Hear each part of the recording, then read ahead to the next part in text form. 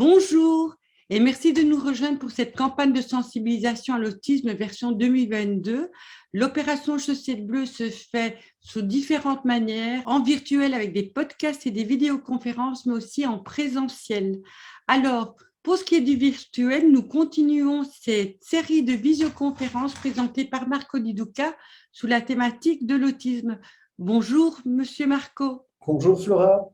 Merci d'avoir accepté cette invitation. Alors aujourd'hui, vous allez aborder la thématique des émotions chez les personnes autistes. C'est une thématique que je trouve importante. Maintenant, je ne prétends pas en quelques minutes aborder toute la thématique, mais j'ai le sentiment que c'est une thématique qu'on aborde peut-être insuffisamment dans la question de l'autisme, alors qu'elle est véritablement centrale. Pour ceux qui n'ont pas vu peut-être toutes les vidéos, je les invite à repartir de cette vidéo de manière plus ou moins à droite ou pas.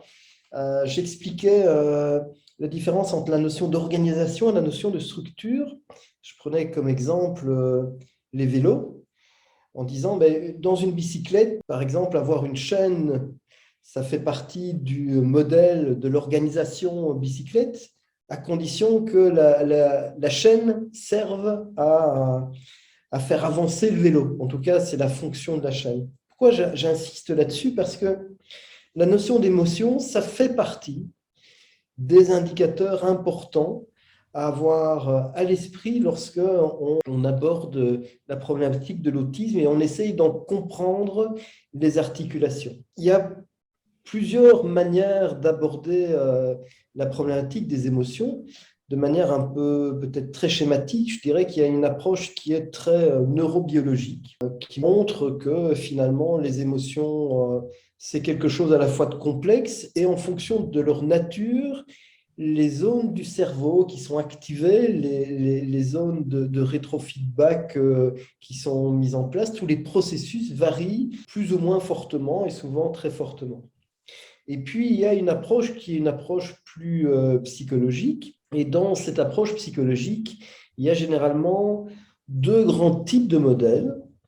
Il y a un modèle qui est un modèle qu'on utilise, j'ai envie de dire parfois hélas, beaucoup dans l'accompagnement des personnes autistes, qui est vraiment le modèle catégoriel, qui est un modèle qui se base sur justement ces émotions de base, avec cette idée qu'il y a derrière les émotions de base des sous-émotions, une manière de décliner ces émotions de base.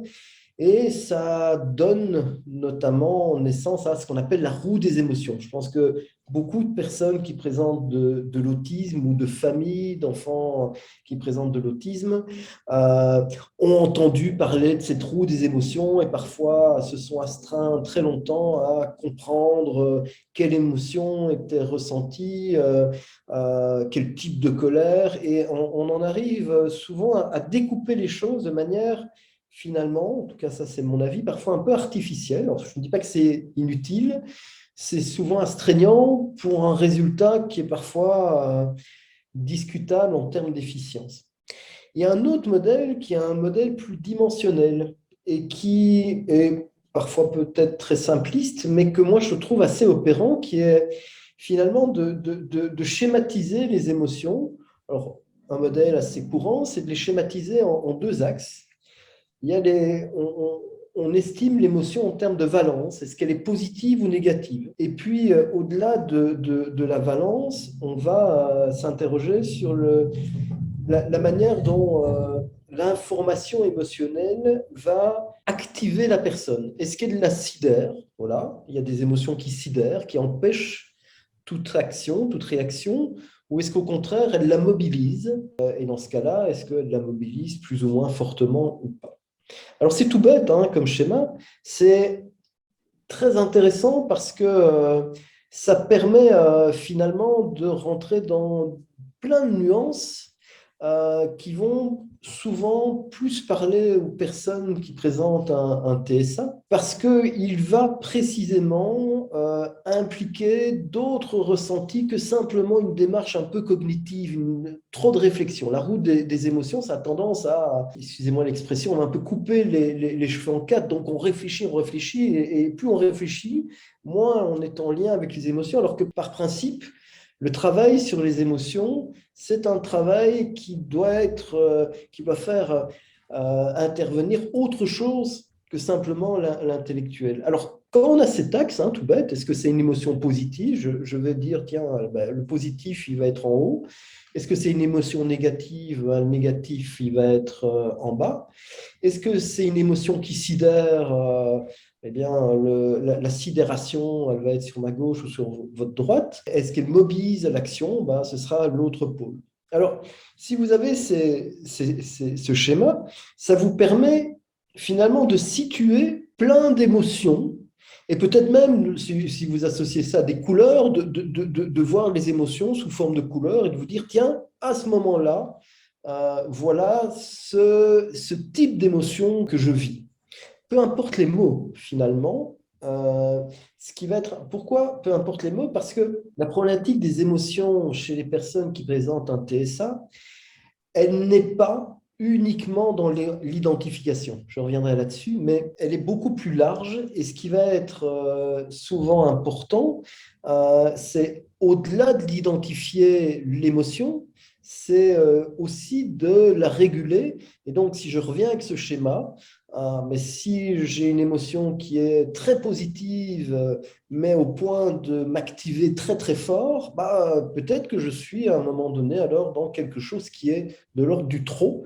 Et donc, comment est-ce que je reviens à quelque chose qui est plus neutre? Et si je suis dans une émotion qui est très négative et qui me sidère, mais comment je reviens à quelque chose qui est plus neutre et qui me permet de réagir? Pourquoi j'insiste là-dessus? J'ai envie de redévelopper autre chose qui est en lien avec ça, qui est la notion de compétence émotionnelle. Il y a des préjugés. Dans une des vidéos, on parlait un peu de ces préjugés, de ces représentations simplistes de ce qu'est l'autisme. Et un des préjugés qui est combattu par moult personnes, mais qui revient quand même fréquemment, c'est les personnes qui présentent de l'autisme n'ont pas d'empathie. C'est un concept assez compliqué, l'empathie. Si on le simplifie très fort, ce serait de dire les personnes qui présentent de l'autisme ne ressentent pas d'émotion ou ne le ressentent pas pour quelqu'un d'autre. C'est éminemment faux, mais il y a des parts, parfois, il y a des éléments de vérité. Ce qu'on constate, ce que beaucoup d'études ont montré, c'est que chez un certain nombre, voire chez la majorité des personnes qui présentent de l'autisme, les compétences émotionnelles sont faibles. Les compétences émotionnelles, ça ne veut pas dire qu'il n'y ait pas d'émotion. Elles recouvrent au moins trois grands axes. C'est d'une part tout ce qui concerne l'identification et la compréhension des émotions. Alors certains vont distinguer ça, identifier et comprendre. Je pense que c'est parfois plus simple de se dire c'est un tout. Beaucoup de personnes identifient, comprennent mal le vécu émotionnel. Et voilà, pour ceux qui rencontrent des gens qui sont dans cette situation, qui présentent un trouble du spectre de l'autisme, beaucoup disent effectivement, moi, j'avais mal au ventre, et c'est quand j'ai mal au ventre que je sais que je suis stressé. Ou je pense à quelqu'un que je voyais aujourd'hui qui me disait moi, mon indicateur, c'est la tension dans les épaules. C'est quand je ressens qu'il y a une tension dans les épaules que j'identifie qu'il y a du stress. Donc, il y a un média qui est l'information corporelle. Mais ça, pour la majorité des autres personnes, même s'il y a de la tension dans les épaules quand elles sont stressées, elles n'ont pas besoin de cette information. Elles savent qu'elles sont stressées. Et elles associent a priori, a posteriori, ça au fait qu'elles aient des tensions dans les épaules. Oui, Flora. Oui, Marco, ça me fait penser aussi, vous avez donné deux exemples, mais il y en a un aussi qu'on est souvent confronté, qu'on me relate, c'est avoir des émotions, ne pas les reconnaître dans l'instant, mais qu'ils apparaissent, voire plusieurs heures, voire plusieurs jours plus tard, ou quand ça va mieux, on se dit, ah, mais je ne m'étais pas rendu compte que j'allais si mal. Et ça, c'est quand même assez courant aussi, ce cas de Alors, vous figure-là. avez totalement raison, et ça, c'est effectivement, c'est excessivement courant. Mais quand on est là-dedans, on a des compétences émotionnelles faibles. Souvent, j'explique ça aux personnes, c'est que les personnes ont appris à décoder leurs émotions. Elles ne les décodent pas de manière spontanée. C'est un véritable apprentissage. Et c'est souvent un apprentissage qui leur demande du temps. Alors, c'est intéressant, ça peut être utile, mais ça n'empêche pas les difficultés que peuvent générer l'absence d'identification spontanée de l'émotion. Ça veut dire que si vous êtes stressé et que vous vous en rendez compte 3 jours après, eh bien pendant 3 jours, votre corps subit le stress. Parce que l'émotion, elle est là. Il n'y a pas une absence d'émotion, il y a une information émotionnelle qui, elle, soit s'exprime parce qu'à travers, j'ai envie de dire, le cognitif, on comprend ce qu'on a, soit elle va s'exprimer à travers le corps. Et quand, dans le cas de figure, on a deux émotions contradictoires et que c'est un peu comme une toupie qui va dans tous les sens. On est, par exemple, on apprend qu'une personne est décédée d'un cancer, on est éminemment triste et en même temps, on est éminemment soulagé pour la souffrance de cette personne. Et il y a ces deux éléments et qu'on n'arrive pas à décoder. Il faut parfois distinguer un peu ce qui est l'émotion de l'ordre du sentiment.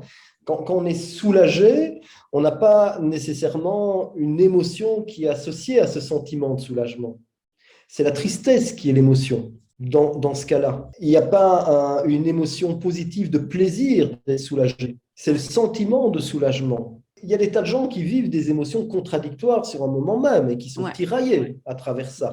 C'est bien normal et ça fait partie de la nature humaine. Mais en même temps, ça reste des construits. C'est vraiment une construction très intellectualisée des choses. Souvent une émotion qui va dominer et qui va elle-même orienter alors la manière dont on est et ce qu'on fait. Ce qui est important dans votre exemple aussi, hein, Flora, ce qui est important d'avoir en tête, c'est que quand les personnes autistes expriment ça ou d'autres personnes, ce qu'elles expriment aussi, c'est une autre compétence émotionnelle qui leur est souvent difficile, c'est la régulation. C'est que beaucoup de personnes autistes, au-delà de identifier, comprendre l'émotion, ont beaucoup de mal à réguler leurs émotions. Et ça fait partie des compétences émotionnelles. Identifier, comprendre, réguler et la fameuse notion de exprimer, trouver le mot juste pour l'émotion juste. On peut avoir le sentiment d'avoir une émotion, on peut la reconnaître, mais ne pas parfois trouver le mot pour la traduire. Tout à fait. Tout à fait, ça fait partie d'une autre compétence émotionnelle. Les compétences émotionnelles mises en évidence, hein, les modèles, ils insistent sur quoi? Ils insistent sur l'identification, la compréhension, l'expression, la régulation, et puis l'utilisation de l'émotion comme étant un indice pour orienter l'action, pour décider ce qu'on va faire. Vous décidez en fonction de ce que vous ressentez. Maintenant, si on a du mal à identifier ce qu'on ressent, on a du mal à identifier, à savoir ce qu'on va faire. L'action. Chez les personnes tout venant, cette capacité de décider, d'orienter l'action en fonction du ressenti émotionnel, c'est quelque chose qui est très direct. C'est-à-dire que ça va beaucoup plus vite que de réfléchir. C'est presque de la réaction. Je me souviens d'avoir expliqué ça à une personne que j'accompagnais en disant, mais vous savez, la majorité des gens, ils décident pas en réfléchissant, ils décident en fonction de leurs émotions. Et ça, c'était excessivement compliqué pour la personne que j'accompagnais de comprendre ça. Et pourtant, c'est comme ça. Alors certains vont dire, ben voilà, c'est le ressenti, c'est la perception, mais dans les faits, effectivement, on décide plus rapidement sur base de ce qu'on ressent comme émotion qu'en fonction de ce qu'on décide comme étant le plus juste ou pas. Et généralement, chez beaucoup de personnes, l'émotion permet de faire le bon choix. Et est-ce que dans les personnes autistes que vous rencontrez, j'imagine que toute personne est différente. Est-ce que certaines, c'est l'identification, d'autres, c'est l'expression, d'autres, c'est la régulation? Est-ce que c'est constant? Ou est-ce qu'il y a des améliorations qui sont possibles? Est-ce qu'il y a des variations? Est-ce que ce sont des choses qu'on peut acquérir? Alors, effectivement, il y a des variations, ça, on le sait.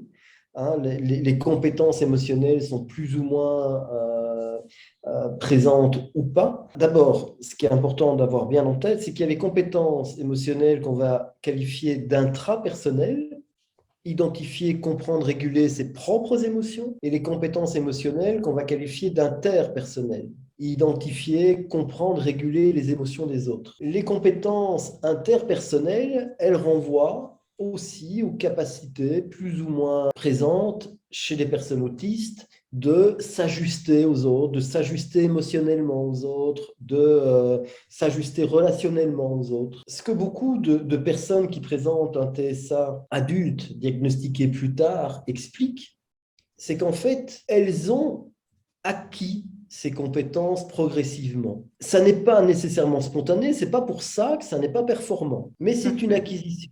Et parfois, cette acquisition fait que ça coûte quand on les met en œuvre, quand on met en œuvre ces compétences, c'est plus énergivore que si c'est une compétence qui est, entre guillemets, innée ou construite naturellement. Vous pensez qu'au bout d'un certain moment, quand quelqu'un a cette fameuse pratique en conscience de faire très attention, d'analyser, de réguler ses émotions et tout, ça peut devenir plus simple, plus spontané, voire naturel, ou c'est tout le temps construit, ça demande beaucoup d'énergie, tout ça? Je peux vous répondre dans l'absolu de manière théorique, et puis il faut amener des tas de réponses nuancées en fonction des gens. Les compétences émotionnelles interpersonnelles, je vous disais, beaucoup de personnes autistes disent « je les acquiers, je les ai acquises ». Certaines disent à un moment donné, leur mise en pratique me coûte énormément d'énergie. On a parlé dans une autre vidéo de toute cette question du burn-out. Et effectivement, pour certaines personnes, ces fameuses compétences d'ajustement aux autres sont des compétences très énergivores qui peuvent coûter. Ça, c'est une remarque. La deuxième remarque, j'ai insisté très fort, mon histoire de chaîne de vélo et de bicyclette, etc., c'est que les émotions, ça n'est pas quelque chose d'isolé en fonction des particularités de fonctionnement des personnes qui présentent de l'autisme. Faire appel à ces compétences émotionnelles interpersonnelles, ça va faire appel à certains moments à ce besoin de généraliser les choses. Je prends un exemple. Moi, j'ai accompagné des gens qui présentent manifestement un trouble du spectre de l'autisme et en même temps font des métiers de coaching, d'accompagnement de personnes, etc. Et elles ont véritablement acquis une compétence très pointue parfois dans ce domaine. Mais cette compétence, elles la pratiquent dans un certain contexte.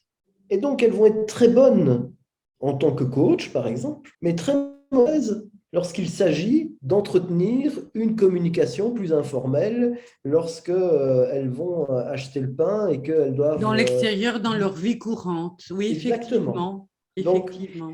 Donc, à la fois, c'est possible de les acquérir, à la fois, ça peut coûter de l'énergie, à la fois, ça se confronte aussi à d'autres difficultés qui sont par exemple les difficultés de généralisation que présentent les personnes avec un TSA. Pour les compétences émotionnelles intrapersonnelles, et donc c'est ressenti de soi, c'est ressenti de ses propres vécus, ses propres émotions, la manière de les réguler, d'expérience, des tas de personnes acquièrent des choses. Ça manque parfois de fluidité. Et donc, il y a souvent une fragilité sous-jacente qui fait qu'à certains moments, il y a des débordements parce que la régulation est compliquée, parce que la fatigue est là, parce que l'anxiété sous-jacente qui est quand même chez les personnes qui présentent un TSA très très présente pour des tas de raisons.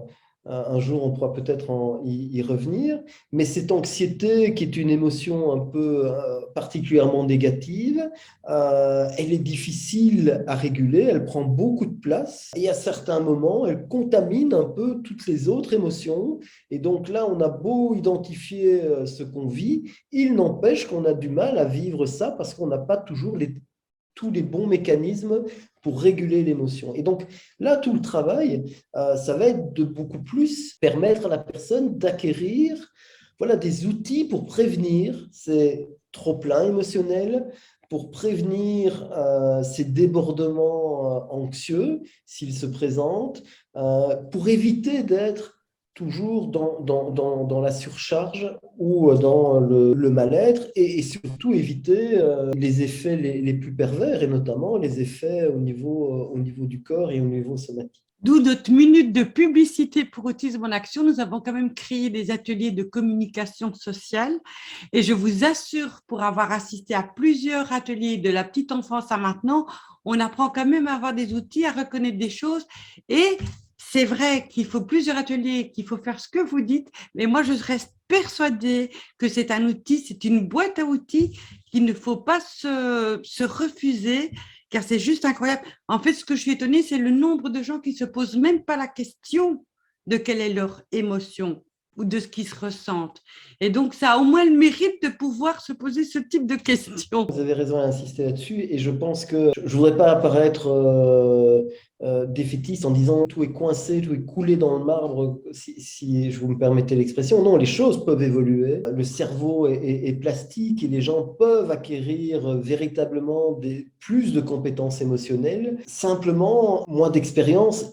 Il peut rester cette fragilité. C'est quelque chose auquel il faut toujours être un peu vigilant et que dans tous les cas, l'aborder uniquement par l'idée de comprendre à travers des outils comme la roue des émotions n'est pas nécessairement la chose la plus efficiente à réaliser. Merci d'avoir partagé tout ceci avec nous. Alors, rendez-vous pour notre prochain épisode, le 4e volet de cette série de podcasts. Nous vous retrouvons très bientôt. Marco Di Duca, merci.